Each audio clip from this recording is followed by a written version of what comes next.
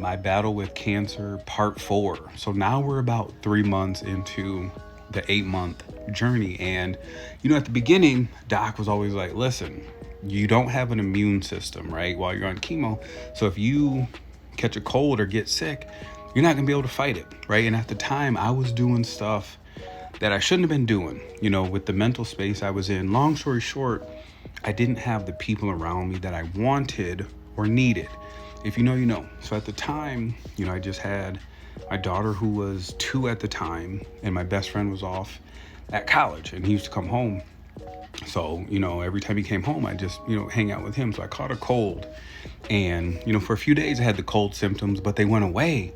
So I said, maybe we dodged a bullet.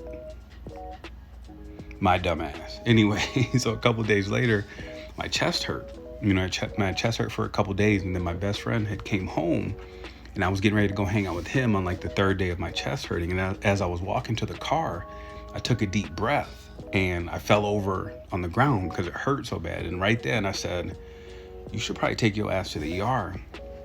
Went right to his house. And as the day progressed, right about 8 p.m., I was in the fetal position on the couch, and I could barely breathe. I was just panting. Anyway, everybody was like, are you okay? I said, no. And I went to the bathroom, and I coughed up blood. I said, all right, you better call your oncologist. So I called her. She was like, all right, you better come on down to the ER. We'll get you right in.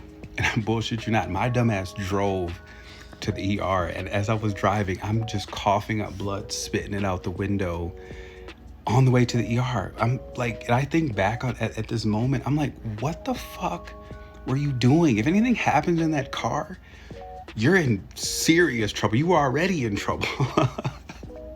But anyway, get to the hospital. It's pneumonia, obviously a bad case. Get the meds.